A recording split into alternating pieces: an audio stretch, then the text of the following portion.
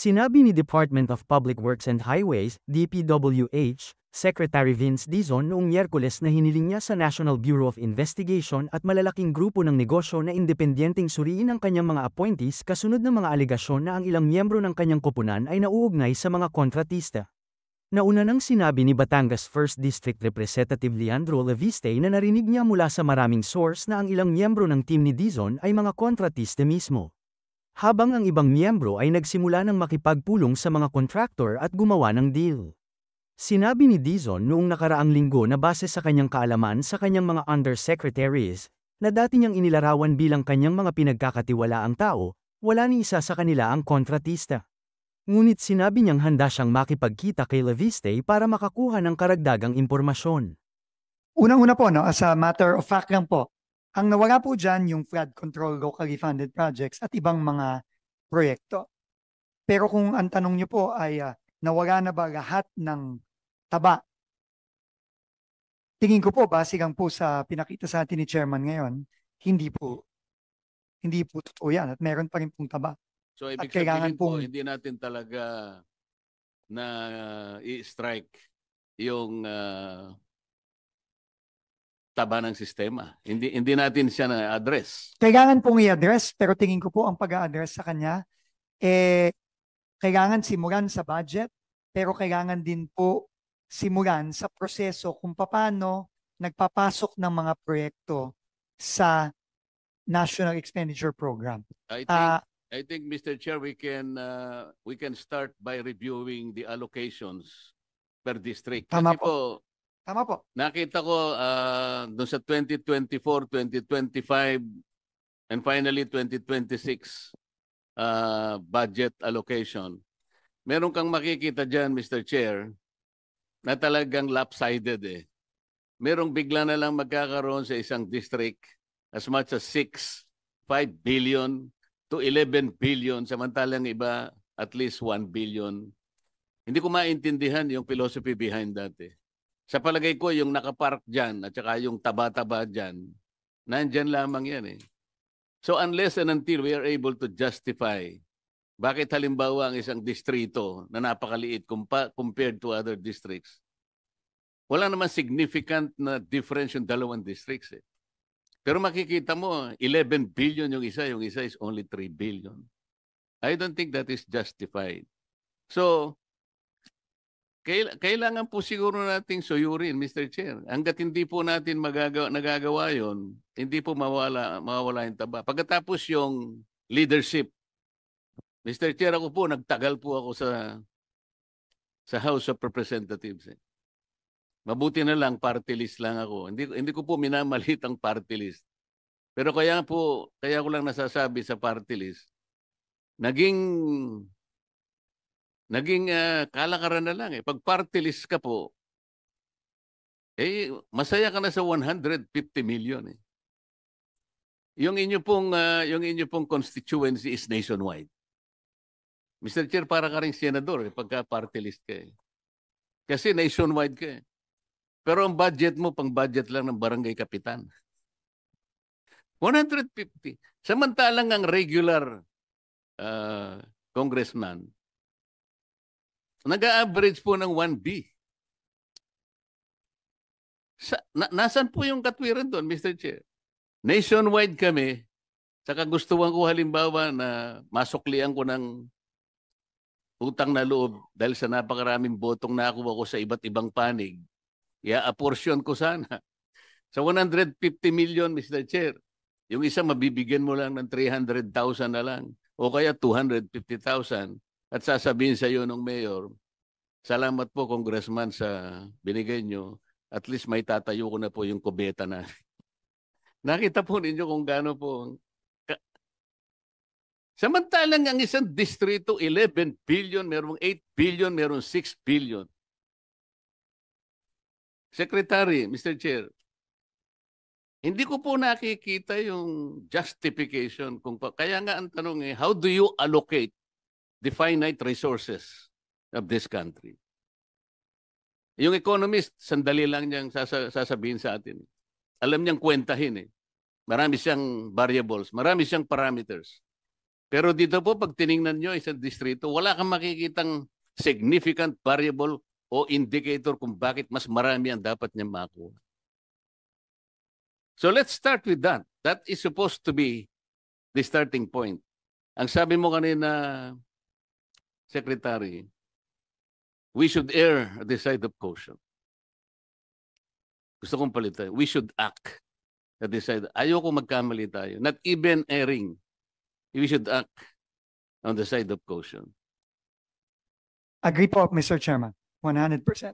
And then, Mr. Chair, kung pwede ko pang idagdag sana to, dito po itong Asset Preservation Program ng DPWH. 2022 to 2025, talagang papataas po yung expenditures. 117 million, a billion. 2023, 124 billion. 2024, 139 billion. 2025, 153 billion. Talagang papataas Mr. Chair, tama naman ito sapagkat kapag itong perang ito nagamit natin sa tamang pamamaraan, magagamit natin ng mas matagal ang ating mga kakalsadahan, mga bridges and so on and so forth. Di ba tama yun, Mr. Secretary? Tama po, Mr. Chairman. Pagkatapos biglang nagkaroon ng 2026, naging 105 na lang. Ang ibig ba sabihin nito, yung papataas na ganun, 4 na taong papataas, tas bigla mong ginanon.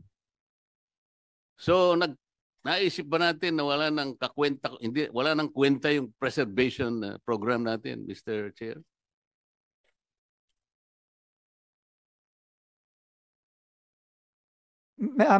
Mr. Chairman, no, in fairness po, no, yung original po ay 105 billion. Pero itinaas po ito to 115. 123. 115 po. 115 lang po. Hindi po 123. Hindi, sa record ko po kasi 123. Ang final po ata na HGAB ay 115, Mr. Chairman. Pero tumaas pa rin po ng 10 bilyon. So mababa pa rin kesa doon sa mababa pa rin po. Trajectory na nangyari. Tama po. In the last 4 years. Tama po. So ang assumption po ba rito ay hindi na natin talaga iniisip na i-preserve yung ating mga assets? Hindi naman po ganon ang sinasabi sa akin ng mga kasamahan ko. Ang ito lang po talaga, ang unang-una, ito po ang in-approve lang ng Department of Budget and Management nung sinabmit ng DPWH sa kanya ang asset preservation. In fact, ang in-approve lang po 105 at ito po ay nataasan ng konti ng HGAB to 115. Pero tama po kayo, kailangan po talaga humabol. No, kasi like ngayon po, no, ang dami po nating mga tulay na nagkakaproblema. Kasama na po halimbawa ang San Juanico, yung bumagsak na tulay sa Cagayan. No, so ito po lahat ay dapat kasama sa asset preservation program natin na unfortunately nababawasan po no itong mga nakaraang mga taon.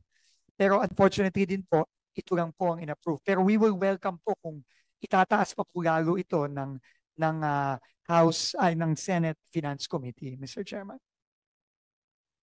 Mr. Chair, akala ko yung isa po sa isasagot ninyo ay dahil sa karanasan din natin na ito pong laki ng perang ginamit natin. Halimbawa 2022, 117 billion. Pagkatapos sumunod na taon, 124 billion, 139 billion, hanggang umabot ng 153 billion. Pero hindi po natin nakita talaga na naging matagumpay po yung preservation ng ating mga assets, lalo na yung kalsada natin. Kasi marami po kaming nakita, lalo na po yung mga projects natin kung tawagin ay road slips. Meron tayong mga landslide projects na yan at saka yung slopes protection. Ang dami po, dapat makikita ninyo dyan dahil sa bago pa lang kayo, pero alam ko po na napakarami pong alingas-ngas sa departamento na yan. Dahil sa halimbawa po yung rocknet halimbawa, Alam naman po natin, meron kayong memorandum sa DPWH na kailangan either ASTO ang specifications ng RACNet o kaya ASTM. Nagpalabas po kayo eh. Alam ko po, alam ko pa yung number ng inyo pong memorandum. Mr. Chairman, luma po ata na ano yan, no? Pero actually, para dito sa 2026, pinatanggal po natin lahat yan. No? Mabuti pinatanggal nyo kasi hindi naman sinusunod eh. Tama po. Alam po ninyo, ang standard ay ASTO o kaya ISTM. Pero ang ginagamit po pangkaraniwan, at ito'y nakita na natin sa maraming panig ng ating kapuluan, bibili sila ng RACNet sa China. Ang presyo po ay halos 62% ang baba niya doon sa talagang dapat na gamitin. So Mr. Chair, dahil sa nung nagbidding siya, ASTO yung nilagay niya, at saka ASTM, napakataas na uri ng, napapangiti si Yusek Ador, alam niya ito eh. Pagkatapos bibili sa China, alam mo, Secretary, pati yung ginagamit na ilulubog horizontally at saka vertically, kumisan dapat 5 metro, Mr. Chair, 1 metro na lang. Alam niyo yung RACNet kung gaano katibay yung galing sa China? Parang binalot mo ng sapot ng gagamba, Secretary. Kaya po hindi na preserve. Kaya po ang landslide, gano'n na lang po nangyayari. Kaya ang alam ko, kaya po siguro nyo binaba. Ang gusto ko sanang isagot yun, napansin po kasi namin, sobra-sobra talaga, pero hindi naman talaga nakatutulong para i-preserve yung assets na ating mga nagawa sa mga nakakarang mga panahon. Mr. Chairman, alam niyo po, na-mention niyo po yung RACNetting. Pero habang ako'y araw-araw na tumatagal sa departamento, lahat po ng sinasabi niyo, nakikita po natin on the ground. Ngayon lang po, meron pong bumagsak na kalye ngayon sa Bukidnon, kahapon. Yung Buda Road sa Bukidnon, papuntang Davao. Hindi po natin alam kung ano ang dahilan nun. Pwede pong earthquake ang dahilan, pwede pong landslide ang dahilan, pero pwede din pong kakulangan ng asset preservation ang dahilan. Dahil po itong kalyeng to 1999 pa ata o 2000. So 25 taon na yan. No? So marami po ganito, no? At very very unfortunate po itong mga pangyayaring ito. Pero kagaya nga ng sinabi ko kanina po nung sa aking opening statement pa lang, wala po ako dito. At madali po para sa akin siguro dahil isang buwan pa lang po ako siguro dito. Isang buwan at halos isang buwan at kalahati pa lang ako dito. Hindi po ako pumunta dito para i-depensa itong mga nangyayari sa DPWH. Pero nandito po ako, ginagay po ako ng Pangulo dito at yung kabigin-biginan niya para po baguhin. Kaya po lahat po ng suggestion na ni chairman na nakikita natin na obvious na may problema, talaga po dapat baguhin na natin ngayon. Kasi po, matagal na po ito. Matagal na po ito nangyayari. Hindi lang po ito ngayong taong ito. Mr. Chairman, hindi lang po the last 3 years ito. Sabi nga po ni Senator Gigarda kanina, dekada na po ito. So, ako po, sabi ko nga ako, nandito lang ako ng 2 taong kalahati. At hindi ko sasayangin yung oras na ginagay po sa akin dito ng Pangulo para makipaglokohan at hindi baguhin ito. So isang linggo, isang buwan ka pa lang sa Isang departamento. buwan pa lang po, mahigit. Opo. Alam mo, Mr. Chair, baka hindi niyo alam na si Secretary Dizon, kamag-anak ko ito eh. Dizon ako sa aking ina. Taga-Angeles ang nanay ko, Dizon din siya. Kaya kung magtawag kami, pinsan. Isang buwan ka pa lang, pinsan. Pero yung bigote mo, hindi mo namumuti na eh. Ano kaya kung tumagal ka ng 6 months? Ako'y nalulungkot sa iyo eh. Alam kong gusto mong ayusin, alam kong gusto mong baguhin at magbago lahat ang problema ng departamento. At ako ay isa sa naniniwala sa kagustuhan mo na mabago mo ang maraming problema na kinasasangkutan mo ngayon. Kung matutulungan ka lang namin sana ng higit pa sa magagawa namin ngayon, ay gagawin namin. Alam ko naman ang ating chairman ay isa sa mga maasahan natin kung pag-uusapan ay yung paglilinis ng departamento. Katulad halimbawa nung kami po ay naghihiring sa ibang komite, yung Philippine Science Agency, siya pala ay may kakayahan na magbigay ng maraming pantulong sa mga iba't ibang ahensya ng ating pamahalaan. Alam din niya kung anong pwedeng itanim sa anong lugar. Meron yata silang mga technology na nakakalap o nagagamit, may mga equipment sila. Ang sabi ko sa kanila, Mr. Chair, Secretary, bakit hindi mo tulungan ng DPWH? Hirap na hirap sila. Isip-isipin mo ako, yung sumbong sa Pangulo na ginagamit nila ngayon ay nanggaling sa MYPS application. Dapat sana ang ginamit yung PCMA application. Kaya makikita po ninyo kako, pag kinumpara nyo yung dalawa, magkakaroon po kayo ng discrepancy ng coordinate. Tumatango-tango si Yusek Conti. Tama o hindi? Ako po kasi, nireview ko yung mga submissions. Dahil binigyan po ako ng USB ng Pangulo nung simulan ko po yung Blue Ribbon nung ako pa po ang chairman. Kaya hindi ko po extensively nagamit sapagkat yun lamang siniyasat namin, nakakuha na ako ng mga ilang projects. Nag-random lang ako. 15 yung nakita ko. Magkakaiba yung coordinates, hindi pareho. Magmula sa 67 to at least 477 meters ang coordinates na pagkakalayo. Ay sabi ko sa Philippine Science Agency, bakit hindi mo ako tulungan? Nakita mo, wala pala kayong wala pala kayong satellite connection dahil mahal daw. Sabi ko, kahit mahal ito, Secretary, kung ito ang kinakailangan para lamang yung inyong mga encoder sa baba, hindi nakakagawa ng kalokohan na ipinapalit-palit yung mga litrato na kunwari tapos na yung flood control, hindi pala tapos. Ang ginagamit lang nila mga cellphone na yung signal mahina pa. Kaya nga, pag mahina ang signal, lalong lalayo ang coordinates. Hindi ba, Yusek Ador? O, yan po eh. Isip-isipin na, sasabihin po ninyo na sa PCMA po real time. Wala pong real time. Yung encoder po ninyo, ginagawa po niya, nag-i-encode siya every end of the month. So monthly. Wala talaga eh. Sa totoo lamang po, wala ni isa man na po pwedeng sabihin natin real time kung anong nangyayari on the ground. Ito yung kinakailangan pong gawin. Nabiro ko pa nga po sila eh. Hinahanap po namin kako yung mali-malitang pera na nakatago sa mga iba't ibang lugar.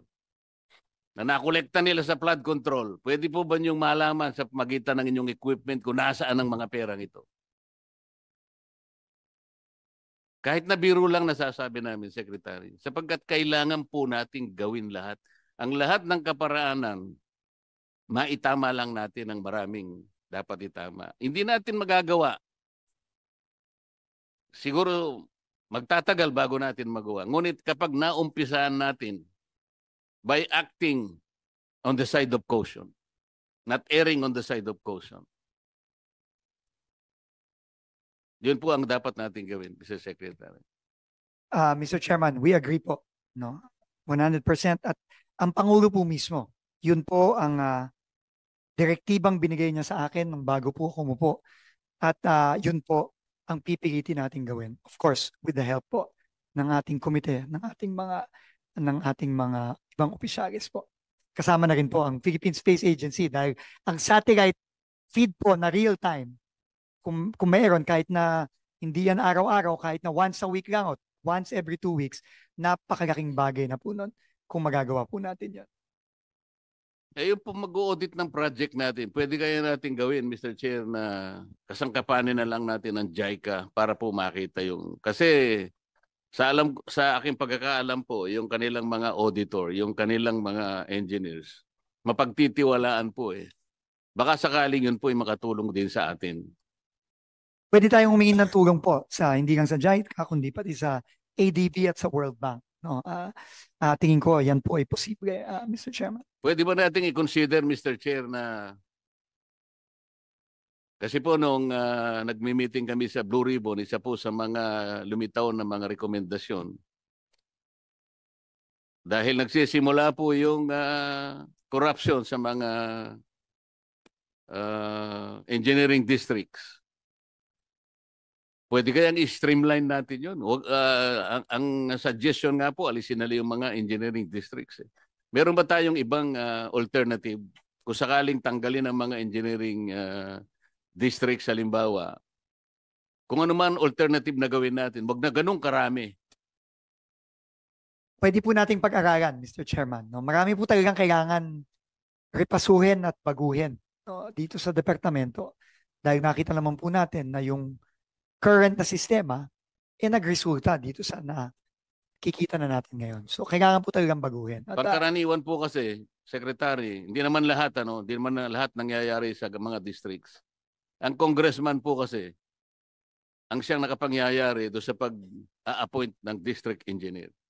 Hindi po sa lahat ng pagkakataon ganoon. Meron namang hindi. Pati pag-alis ng engineer o district engineer, nandun pa rin sa kapangyarihan ng kung sino man yung makapangyarihan ng congressman na yon. So nakita po ninyo sa aming initial na pag-iimbestiga, yung first engineering district ng Bulacan, isipin po ninyo, 2022 to 2025, nakapagdala si Saldico ng 35 billion sa isang distrito. Paano po natin i-justify yun?